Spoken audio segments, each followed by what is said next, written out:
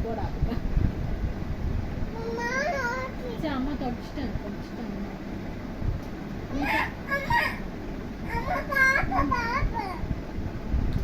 முருங்கை மேலே கிலோ கொட்டிச்சுன்னா அடி பண்ண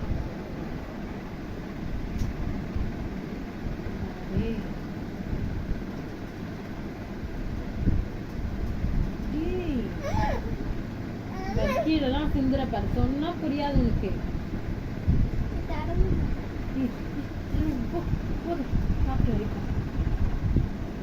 நீ அந்த கல்யாணத்துல வர சாப்பிட்டல போன வாரம் அடிப்பா சாப்பிட பொண்ணு ஐக்கியம் எப்படி